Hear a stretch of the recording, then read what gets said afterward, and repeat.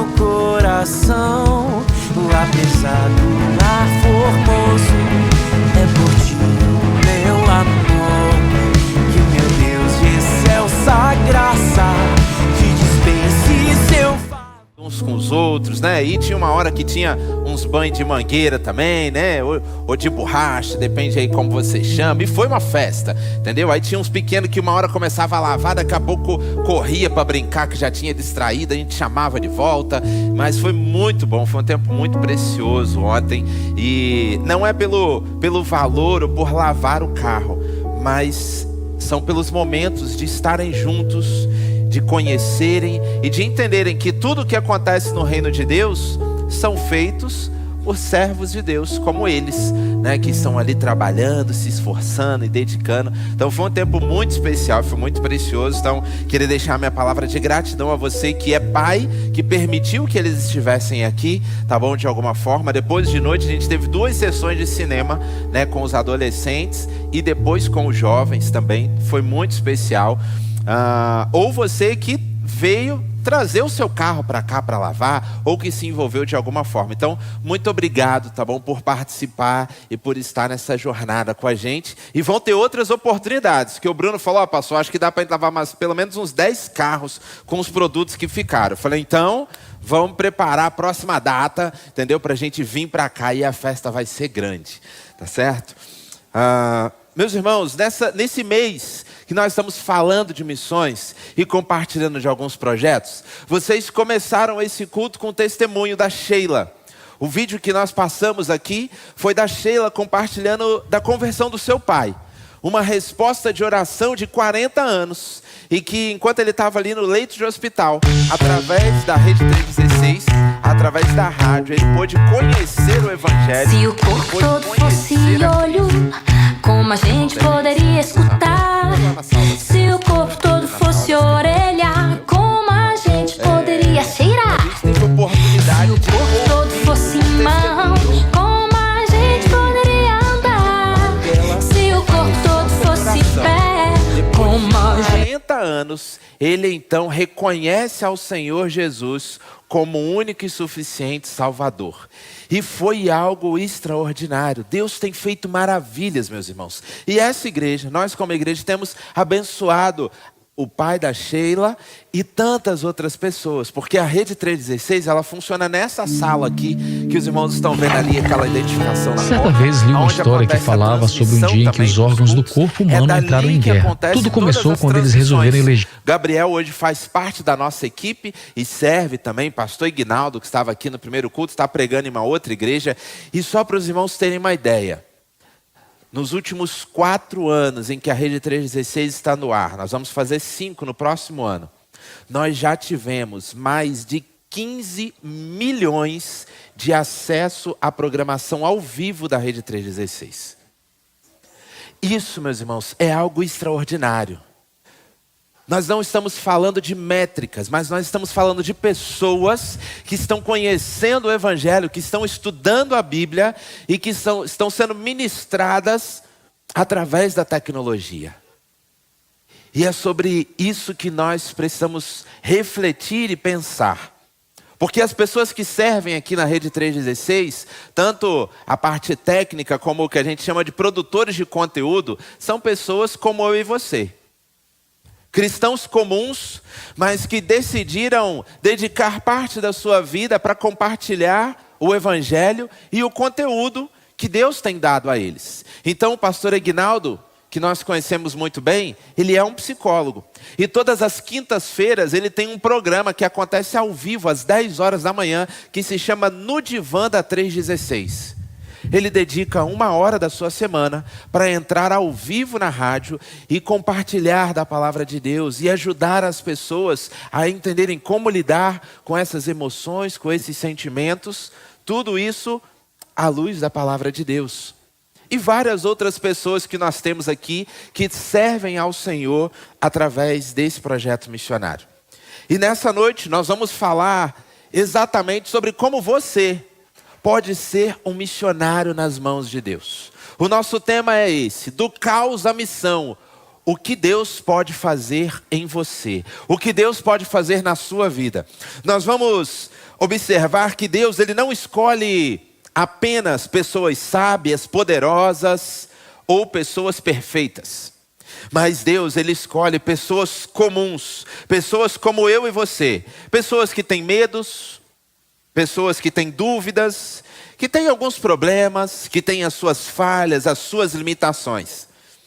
Mas ele transforma essas vidas em instrumentos extraordinários para a sua obra e para a proclamação do seu evangelho. Então, nessa noite, eu quero convidar você a prestar bastante atenção. Nós vamos refletir sobre 3 histórias, sobre 3 pessoas. Eu vou citar os textos e vou falar de alguns versículos, então eu quero que você acompanhe na sua Bíblia e depois você pode ler toda a história com calma, tá bom? Mas o primeiro texto que eu quero convidar você a abrir é Marcos capítulo 5, versos de 1 a 20.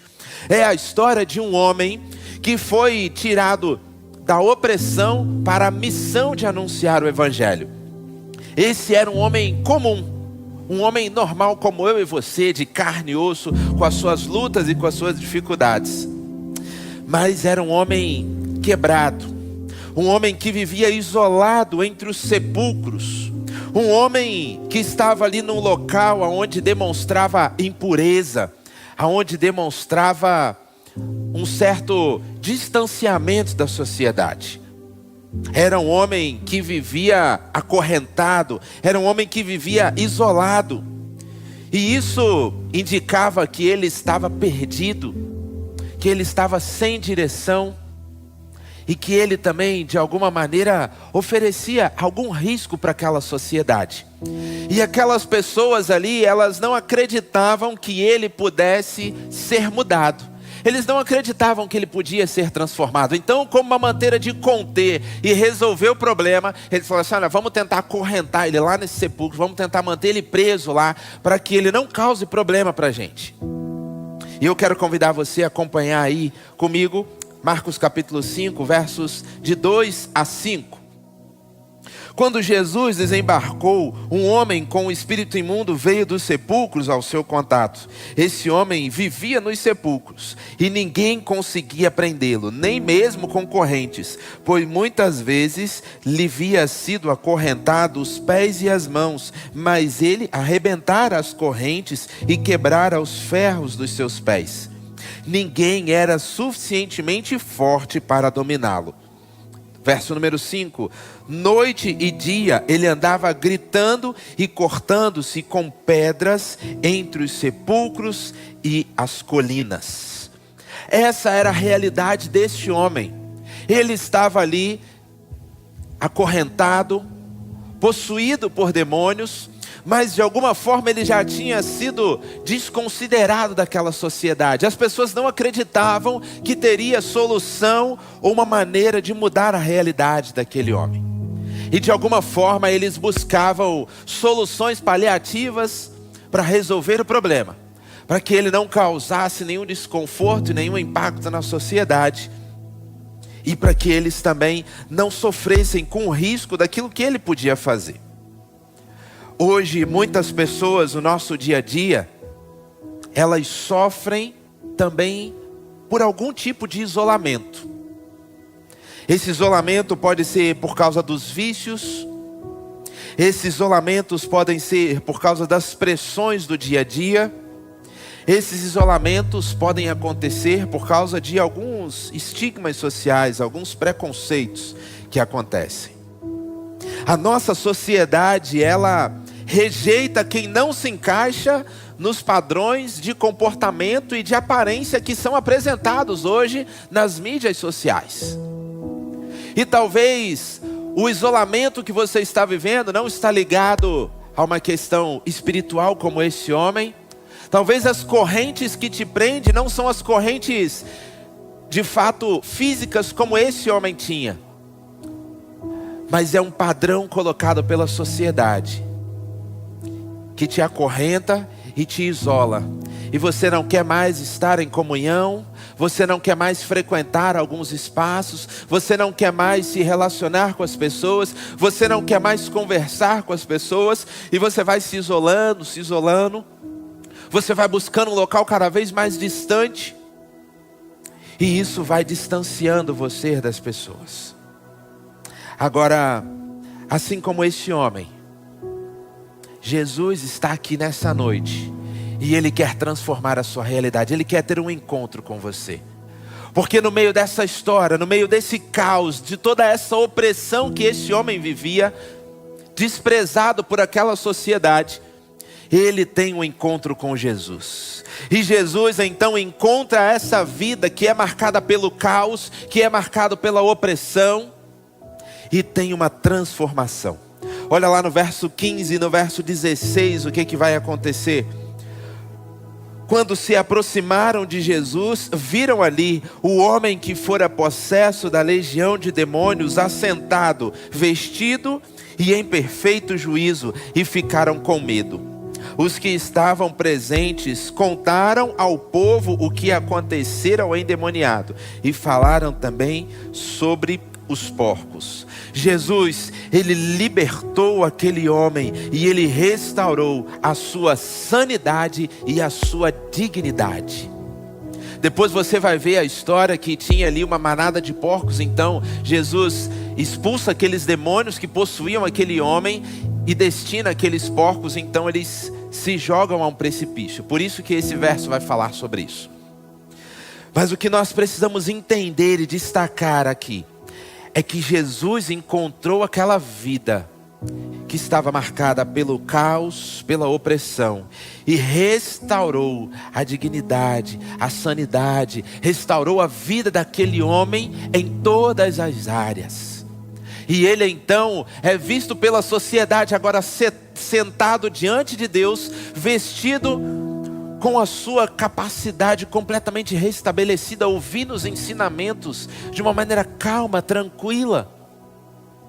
Isso era algo que impactou a vida daquelas pessoas e que mostrou o grande poder de Deus. Na semana passada nós tivemos a oportunidade de ouvir, através do pastor Aguinaldo, a mensagem de vidas transformadas. E nós vimos um testemunho aqui que ele compartilhou com a gente, de alguém que foi completamente transformado pelo Senhor Jesus. Alguém que muitas das vezes a sociedade desconsideraria, não acreditaria que existia uma solução. Mas nós cremos em um Deus que transforma qualquer realidade. Mesmo pessoas simples, mesmo pessoas com imperfeições, podem ser transformadas e usadas pelo poder de Deus.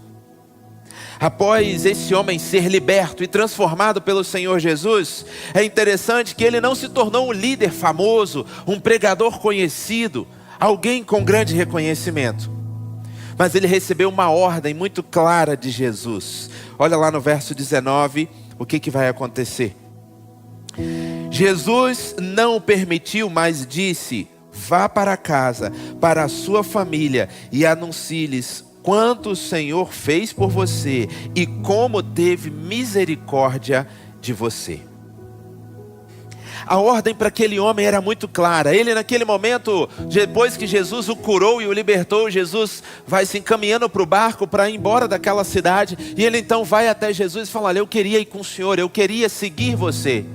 E Jesus fala para ele: não, você vai voltar para os seus, você vai voltar para aqueles que te conheciam, para aqueles que sabem qual era a sua realidade, e vai testemunhar para eles a mudança e a transformação que eu fiz na sua vida, para que eles possam ver e testemunhar do meu poder. A missão dele era muito simples, mas era uma missão poderosa: testemunhar da transformação que Jesus fez em sua própria vida. Mesmo pessoas simples, pessoas que talvez ninguém imagine serem usadas como instrumentos de Deus, podem impactar o mundo, podem impactar o ambiente de trabalho, podem impactar o seu ciclo de amizade e podem impactar a sua família. Jesus, ele veio para nos alcançar. E a partir do momento que ele transforma a nossa vida, ele quer que você compartilhe as experiências pessoais, a transformação que Deus fez na sua vida, com aqueles que estão do seu lado, com aquelas pessoas que te conheciam antes de Jesus e agora têm o privilégio de te conhecerem depois de Jesus. É nesse contexto que Deus quer usar a sua vida. da opressão para a missão. O segundo exemplo e a segunda pessoa que eu quero olhar com você nessa noite é o exemplo de Saulo. Então abra sua Bíblia em Atos capítulo 9 e a gente vai ver ali a transformação daquilo que aconteceu na vida deste homem. Atos capítulo 9, a passagem é de 1 a 22 e a gente vai citar alguns versos nesse texto. Saulo era um judeu, fariseu, bem educado, com muita capacidade de argumentação, com muitas habilidades na fala, mas ele era perseguidor de cristãos, e ele era temido pelos cristãos. E depois ele vai passar por um outro momento, porque ele começa a ser criticado depois que ele se converte. Então ele sofreu ali pressões de todos os lados. Enquanto ele perseguia os cristãos, todos os cristãos fugiam dele, não queriam encontrar com ele. E depois que ele se converteu, os fariseus batiam nele, porque agora ele passou para a banda dos crentes. Agora ele está do outro lado, então agora a gente tem que bater nele. E ele sofreu muita pressão de todos os lados. E aí, olha aí no verso 1 e no verso 2, o que ele estava se preparando para fazer. Enquanto isso, Saulo ainda respirava ameaças de morte contra os discípulos do Senhor. Dirigiu-se ao sumo sacerdote e pediu-lhe cartas para as sinagogas de Damasco, de maneira que, caso encontrasse ali homens e mulheres que pertencessem ao caminho, pudessem levá-los presos para Jerusalém. Saulo, ele está indo para Damasco e ele pede essas cartas para ele ter plena autoridade. De chegou lá, encontrou um cristão, leva preso. Encontrou alguém que serve a esse Deus, prende. E ele estava indo para essa viagem, era esse o contexto. E no texto nós vamos ver uma mudança radical que acontece na vida de Saulo. Uma mudança transformadora. Agora, a gente precisa lembrar que mudanças radicais, elas enfrentam desconfianças. Mudanças radicais, elas também fazem a gente ter medo, fazem a gente passar por rejeições. E nessa história de Saulo, ele também passou por isso. E a gente vai ver um pouquinho no decorrer da história tudo o que aconteceu. Hoje muitas pessoas que estão na caminhada da vida, às vezes enfrentam resistências familiares para se converter. Exatamente porque ficam pensando, gente, se eu aceitar Jesus, a pressão vai ser tão grande. Os meus amigos vão pegar no meu pé, os meus familiares vão pegar no meu pé, as pessoas vão começar a falar que agora eu mudei muito. Porque antes eu era de um jeito e agora completamente diferente. E todos esses questionamentos causam barreiras na nossa vida e na nossa jornada. Mas Jesus, Ele pode transformar todas as realidades. E Ele pode transformar um perseguidor a um pregador do Evangelho. Então acompanha comigo aí o que Jesus fez a partir do verso 3. Saulo pegou as cartas e ele então vai para a sua viagem. E olha aí o verso 3, o que acontece. Em viagem, enquanto se aproximava de Damasco, de repente, brilhou ao redor uma luz vinda do céu. Ele caiu por terra e ouviu uma voz que lhe dizia: Saulo, Saulo, por que você me persegue?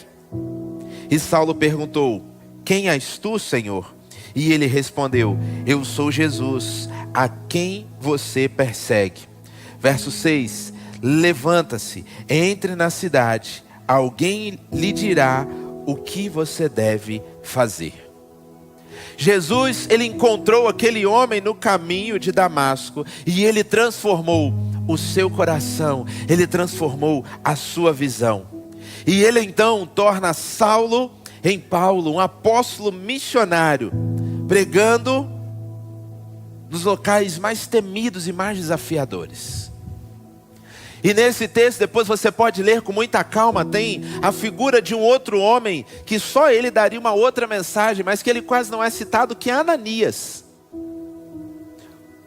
Um homem usado por Deus para ministrar o coração de Saulo.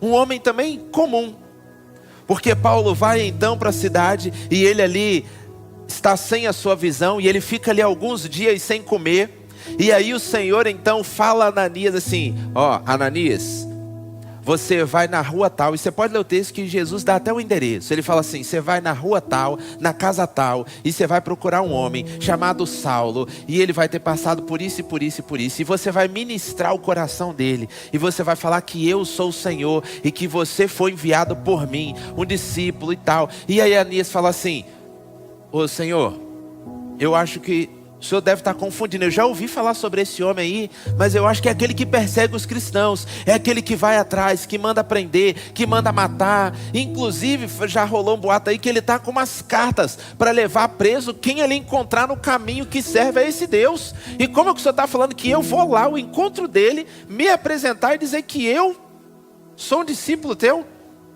E Jesus falou assim: é isso mesmo, meu filho, você vai lá e vai pregar para ele. E Ananias então vai lá, obedece o Senhor Jesus e prega a Saulo.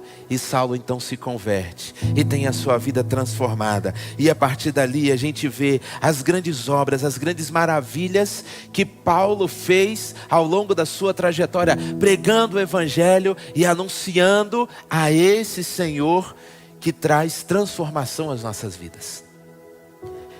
E é interessante a gente ver na trajetória da vida de Paulo, que depois que ele se converte, ele entende o seu sentido de vida, ele entende o propósito da sua existência, porque a vida dele não se tornou mais fácil. Você pode ler as viagens, as histórias, e ele escreve dentro de prisões, em lugares muito ruins, com uma opressão muito grande. E ele naquele momento, em ambientes completamente contrários, ele fala da alegria de servir ao Senhor, da alegria que ele tem em anunciar as boas novas de salvação, porque ele conseguiu entender a razão da sua existência e o seu propósito de vida, quando ele encontrou a Jesus. Talvez na sua jornada de vida, o seu passado, as suas falhas, elas possam estar limitando você de cumprir a missão, porque você ainda não entregou isso nas mãos do Senhor Jesus, porque você ainda não colocou tudo isso que você passou e que você viveu diante do Senhor. Aquele homem que antes perseguia, prendia e mandava matar os cristãos, agora é aquele que anuncia as boas novas de salvação. Então, meu irmão, não existem falhas que limitem a proclamação do Evangelho e que a sua vida seja usada, se você entregar a sua vida ao Senhor Jesus. Quanto maior a transformação, mais impactante será o testemunho.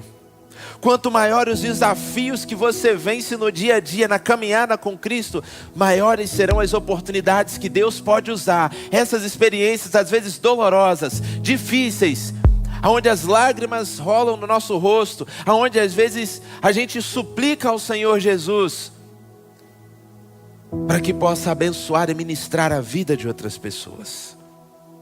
Cada cristão é chamado para proclamar o Evangelho, de acordo com a sua própria história, aquilo que você viveu e as realidades que Deus mudou na sua vida. Por último, nós vamos fechar falando de João capítulo 4, de uma mulher que nós conhecemos, nós inclusive cantamos e vamos cantar sobre isso aqui. João capítulo 4, versos de 1 a 30. A mulher samaritana, que era marginalizada pela sua sociedade, que não pertencia a nenhum grupo daquela sociedade, que tinha uma vida pessoal com algumas falhas e com algumas decisões ruins ao longo da história. O Senhor pergunta ali sobre o seu esposo. Ela tinha tido vários relacionamentos, e isso trazia marcas na sua vida e na sua jornada. Mas era uma mulher comum. Era uma mulher de carne e osso. Um ser humano como eu e você, mas com uma história marcada por erros e por rejeições na sua jornada.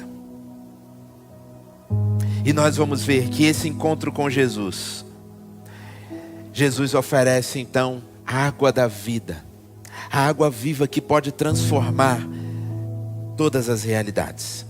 Verso 10 de João, no capítulo 4, nós vamos ver verso 10 e depois verso 13 e verso 14. Vai dizer o seguinte: Jesus respondeu: se você conhece o dom de Deus, a quem lhe está pedindo água, você lhe teria pedido o que lhe teria dado água da vida. Verso 13 e verso 14. Jesus respondeu: quando beber desta água, terá sede outra vez. Mas quem beber da água que eu lhe der, nunca mais terá sede. Ao contrário, a água que eu lhe der, se tornará nele uma fonte de água a jorrar para a vida eterna. Ela não recebeu ali simplesmente aquilo que saciava a sua sede física, mas ela recebeu a água da vida que transformou a sua realidade.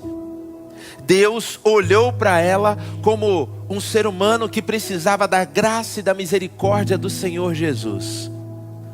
Deus não olhou para ela com o pré-julgamento de todos os erros e todas as más decisões da sua história de vida como aquela sociedade olhava. Mas Jesus olhou para ela com um olhar de graça e misericórdia e de compaixão e ministrou na vida dela e transformou a realidade dela. E nessa noite, Ele está olhando para a sua vida e Ele quer transformar a sua realidade. Ele quer mudar todas aquelas decisões que foram tomadas no passado e que talvez estão impactando a sua vida hoje. Ele quer mudar essas realidades. Algumas consequências dos pecados, das nossas escolhas, elas permanecem eternamente. E nós vamos precisar aprender a lidar com elas. E o Espírito Santo também tem essa capacidade de nos ajudar a lidar com as consequências de decisões que nós tomamos, de escolhas que nós fizemos. Mas independente do seu passado, independente de todos os erros ou de todas as más escolhas que você tenha feito, o Senhor Jesus está de braços abertos e Ele está hoje pronto para te dar a água viva. E essa mulher, depois de ter a sua vida transformada, ela não recebeu uma grande igreja, ela também não recebeu um grande título, mas ela recebeu uma tarefa simples, porém poderosa. Volta para a sua cidade e conta o que aconteceu. Lá nos versos 28 e 30, você vai ver Jesus orientando que ela deveria voltar e anunciar aquilo que ela tinha visto. E então ela deixa o seu cântaro, deixa o seu vaso e que ela usou para buscar água, que aquilo nem era mais a prioridade dela agora. E ela volta correndo para a cidade e fala assim: gente, eu conheci o Cristo, eu conheci aquele que disse todas as coisas que eu fiz, eu acredito que Ele é o Senhor. E então várias pessoas foram ao encontro de Jesus e foram conhecer e tiveram as suas vidas transformadas. Nós não precisamos ser perfeitos para evangelizar. Deus, Ele nos usa exatamente aonde nós estamos. O que nós precisamos é ter as nossas vidas transformadas pelo poder do Espírito Santo de Deus e seguir em uma caminhada de santificação até Jesus voltar. Compartilhar a sua história de transformação, compartilhar as mudanças que Deus fez na sua vida, pode despertar a fé em pessoas que nunca ouviram falar do Evangelho. Compartilhar daquelas coisas mais pessoais que você passou, dos desafios mais intensos e mais dolorosos. e que você sentiu a mão de Deus sobre você, e que você viu o escape do Senhor, e que você viu a resposta do Senhor, esse testemunho pode despertar no coração das pessoas a fé em conhecer esse Deus que mudou a sua realidade e que fez você superar esses desafios, essas lutas. É sobre isso que nós precisamos pensar. O endemoniado, a mulher samaritana, Saulo, eles eram pessoas comuns, mas com uma história de dor, de erro, de rejeição. Mas um encontro com Jesus mudou tudo. Um encontro com Jesus mudou todas essas realidades e transformou essas pessoas comuns em missionários extraordinários. E nos dias de hoje, nesse exato momento, Deus, Ele continua a transformar vidas. Ele continua a transformar realidades. Ele continua a transformar pessoas comuns em missionários extraordinários. Missionários que talvez não vão viajar para um outro estado, que talvez não vão viajar para um outro país, para uma outra nação, mas que serão missionários extraordinários dentro de casa, com seus familiares, que vão ser missionários extraordinários no seu bairro, com seus vizinhos, no comércio que frequenta, que vão ser missionários extraordinários no seu trabalho, com aquelas pessoas que estão ali na sua equipe, mesmo que você esteja aí no ambiente de home office, mas as pessoas que estão na sua equipe, no seu time, e você pode ser bênção na vida deles. Deus vai usar pessoas comuns como missionários extraordinários nas suas redes sociais, usando essa ferramenta e esse poder que Deus tem dado às nossas mãos para anunciar a milhares de pessoas. Como nós falamos aqui da Rede 316. Eu e o pastor Fabrício, nós ouvimos esse testemunho da Sheila lá em São Paulo, dentro da Cristolândia. A gente estava sentado numa mesa com a rádio montada, fazendo as programações ao vivo. E ela bateu na porta e entrou e falou assim: eu posso contar uma coisa para vocês? E a gente falou assim: sim, tudo bem. E ela entrou e sentou e ela contou esse testemunho que vocês acabaram de ouvir. Quantas pessoas como ela têm sido abençoadas e ministradas através da tecnologia? Quantos recursos Deus tem dado à sua mão para alcançar pessoas e ministrar o coração de pessoas? Deus quer usar a sua vida. Deus quer usar você. Nós temos desafiado a cada um dos irmãos a fazer o estudo do Evangelho de João com outras pessoas, a compartilhar o seu testemunho pessoal.